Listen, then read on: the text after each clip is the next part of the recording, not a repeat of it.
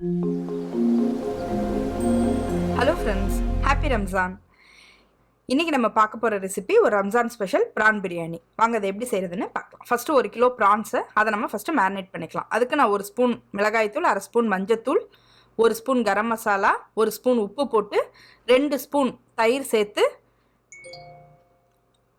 1/2 எலுமிச்சம்பழமும் சேர்த்து நல்லா மேரினேட் பண்ணி ஒரு 1/2 அன் ஹவர் வச்சிடலாம். பாருங்கள், நல்லா மேரினேட் பண்ணி வச்சிடலாம். இப்போது ஒரு மசாலா ஒன்று நம்ம அரைச்சிக்கலாம். அதுக்கு நான் 7 காஞ்ச மிளகாய் நல்லா ஊற வச்சு வெந்நீரில் ஊற வச்சு எடுத்துக்கிறேன்.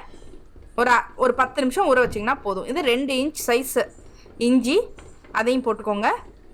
அதோட ஒரு 12 பூண்டு பல், அதோட ஒரு 6 முந்திரி, 1/4 கப்பு வெங்காயம், இதெல்லாம் சேர்த்து நல்லா நைஸாக ஒரு பேஸ்ட் அரைச்சி வச்சுக்கோங்க. இந்த மாதிரி நம்ம அரைச்சி செய்யும் போது ஃப்ளேவர் இன்னும் நல்லாயிருக்கும். இப்போ இதில் நான் ஒரு ஸ்பூன் எண்ணெய் விட்டு ஃபஸ்ட்டு நம்ம மேரினேட் பண்ணி வச்சுருந்தோம் இல்லையா ப்ரான்ஸ், அதை போட்டு நல்லா நம்ம வதக்கிக்கலாம். ஏன்னா ப்ரான்ஸை டேரெக்டாக நீங்கள் பிரியாணியில் சேர்க்கும் போது அதோட ஃப்ளேவர் நிறைய பேருக்கு பிடிக்காது. இந்த மாதிரி நம்ம தனியாக வறுத்து இது எப்படியும் ஒரு 10 நிமிஷம் எடுக்கும். ஏன்னா அதுவே நிறைய தண்ணி விட்டு தண்ணியெல்லாம் வற்றணும். அந்தளவு எடுத்துக்கோங்க. பாருங்கள், நல்லா ப்ரான்ஸில் தண்ணி வற்றி ட்ரை ஆகிடுச்சு. இப்போது ஒரு 4 முட்டையை வேக வச்சு நான் அதையும் இந்த மசாலாலேயே போட்டு நான் பரட்டிக்கிறேன். இந்த மாதிரி நீங்கள் ப்ரான்ஸை தனியாக வதக்கி எடுத்து நீங்கள் பிரியாணி பண்ணி பாருங்கள், ரொம்பவே இது டேஸ்ட்டாக இருக்கும். இப்போ நான் இதை எடுத்து தனியாக வச்சுக்கிறேன். இப்போ இதில் நான் ஒரு 4 டேபிள் ஸ்பூன் எண்ணெயும் ஒரு 3 ஸ்பூன் நெய்யும் சேர்த்துக்கிறேன்.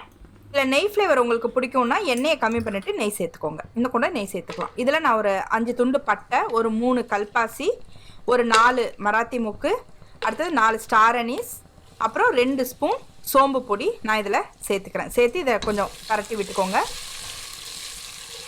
இப்போது இதில் நான்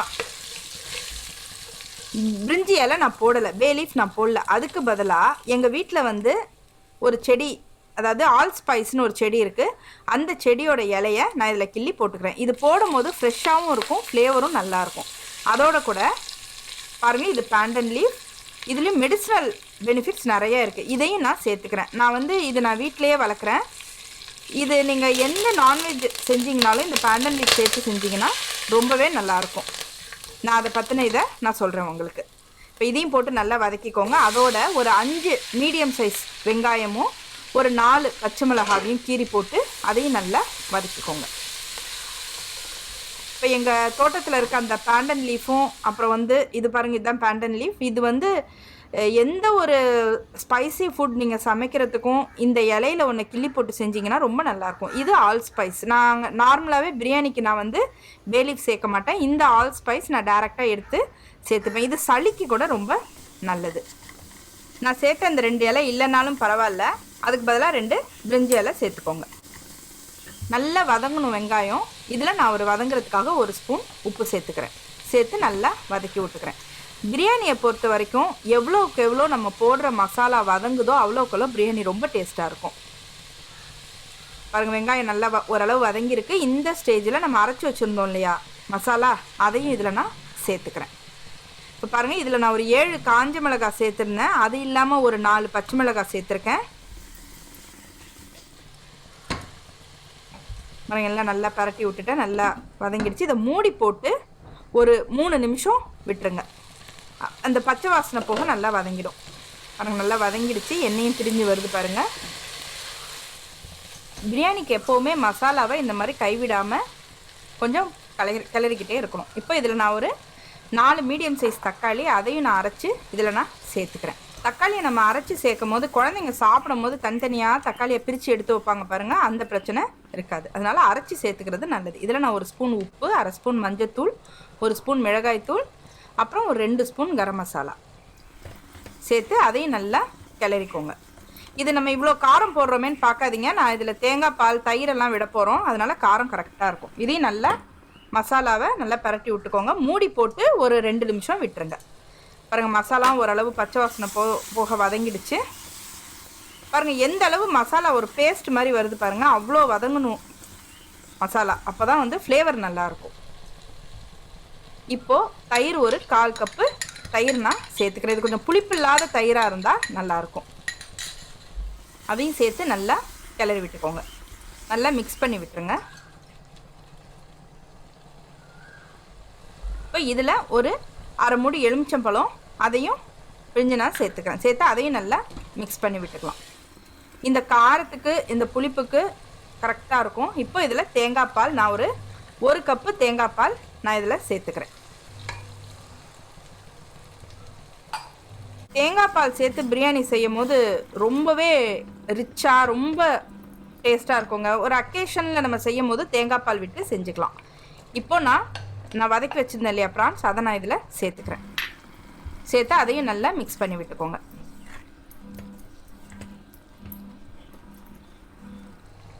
பாருங்கள் எல்லாம் சேர்ந்து நல்லா வதங்குது. இப்போ ஒரு ஸ்பூன் உப்பு சேர்த்துக்கோங்க. இந்த பிரியாணிக்கு தேவையான உப்பை நான் ஸ்டேஜ் பை ஸ்டேஜ் சேர்க்குறேன். நான் கடைசியாக எவ்வளோ உப்பு சேர்த்தேங்கிறத நான் சொல்கிறேன். இப்போ மூடி போட்டு ஒரு 5 நிமிஷம் விட்டுருங்க. பாருங்கள் எல்லாம் சேர்ந்து நல்லா மிக்ஸ் ஆகி எவ்வளோ பாருங்கள் அந்த மசாலாலாம் தனித்தனியாக இல்லாமல் எப்படி எல்லாம் ஒன்று சேர்ந்து பேஸ்ட் மாதிரி இருக்குது பாருங்கள். இப்படி தான் இருக்கணும். பிரியாணிக்கு மசாலா இந்தளவு வதங்கினா தான் டேஸ்ட்டு சூப்பராக இருக்கும்.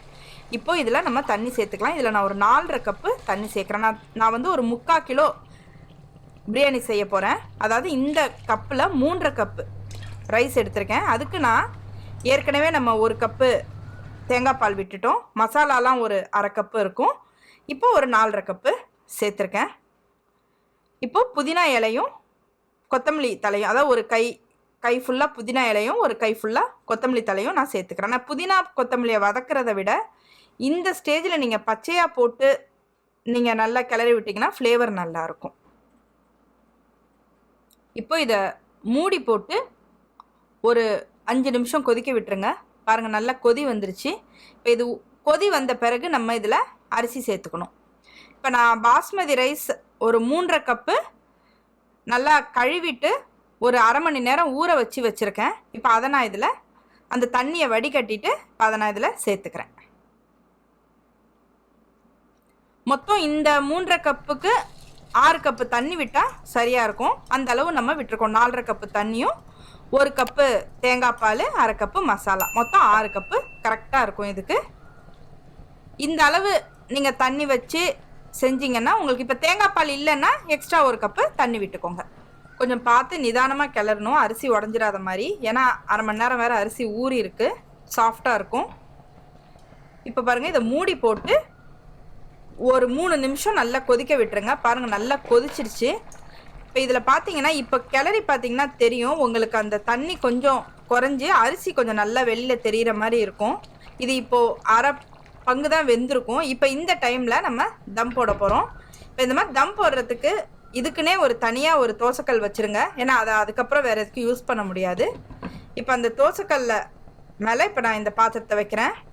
வச்சுட்டு அந்த தோசைக்கல்ல கொஞ்சம் வெந்நீர் ஊற்றி விடுங்க. இது ரொம்ப வெந்நீர் ஊற்றக்கூடாது, ஏன்னா அது இன்னும் கொதிச்சுதுனாக்க அந்த தண்ணியெல்லாம் கீழே ஊற்றி அடுப்பு அணைஞ்சிரும். இப்போ அடுப்பு சிம்மில் இருக்கணும். இந்த மாதிரி ஊற்றி மேலே ஒரு டவல் போட்டு மூடிடுங்க. ஏன்னா அந்த ஹீட்டு வெளியில் போகக்கூடாது. ஒரு 8 நிமிஷம் கழித்து திறந்து பார்த்தீங்கன்னா தெரியும் உங்களுக்கு தண்ணி சுத்தமாக வற்றி 3/4 பதம் அரிசி வெந்திருக்கும். இப்போ இதை ஜென்ட்லாக கொஞ்சம் நிதானமாக கிளறி விடுங்க. இந்த ஸ்டேஜில் நம்ம மசாலா போட்டு வச்சுருக்கோம் இல்லையா முட்டை, அந்த முட்டையை இதில் அடிக்கிடுங்க. கொஞ்சம் புதினா கொத்தமல்லி ஃப்ளேவருக்கு போட்டுக்கோங்க, இது ஆப்ஷனல் தான். இந்த ஸ்டேஜில்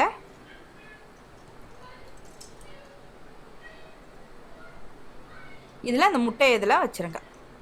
இப்போ இது பிரியாணி ஃபுல்லாக ரெடியாகி வரும்போது அந்த ஃப்ளேவரோட இந்த முட்டையும் கரெக்டாக ரெடியாகி வந்துடும். இப்போ மூடி போட்டு ஒரு 10 நிமிஷம் அப்படியே விட்டுருங்க. அடுப்பு லோ ஹீட்டில் இருக்கணும். பாருங்கள் 10 நிமிஷம் கழித்து நான் எடுத்து பார்க்குறேன். பாருங்கள் சூப்பராக பிரியாணி ரெடி ஆகிடுச்சு. இதை அடுப்பை பார்த்து நான் இப்போ 10 நிமிஷம் சொன்னேன். உங்களுக்கு ஓப்பன் பண்ணி பாருங்கள். வேகலைன்னா இன்னும் ஒரு 5 நிமிஷம் வச்சுக்கோங்க. பாருங்கள் எவ்வளோ உதிராக எவ்வளோ சூப்பராக வந்திருக்கு பாருங்கள். இந்த மெத்தடில் நீங்கள் பண்ணிங்கன்னா அரிசியும் உடையாது, நல்லா சூப்பராக வரும். இது குக்கரில் பண்ணணும்னு நினைக்கிறேங்க. இதே மாதிரி மசாலா ரெடி பண்ணி அரிசியை போட்டு ஒரு விசில் வச்சு எடுத்துக்கோங்க. இதை கண்டிப்பாக நீங்களும் வீட்டில் செஞ்சு பாருங்கள், உங்களுக்கும் ரொம்ப பிடிக்கும். இந்த வீடியோ பிடிச்சிருந்ததுன்னா லைக் பண்ணுங்கள், ஷேர் பண்ணுங்கள், கமெண்ட் பண்ணுங்கள். நீங்கள் ஃபஸ்ட் டைம் பார்க்குறவங்களா இருந்தால் என்னோடய சேனலுக்கு சப்ஸ்கிரைப் பண்ணுங்கள், பக்கத்தில் இருக்க பெல் பட்டனையும் ப்ரெஸ் பண்ணுங்கள். தேங்க்யூ.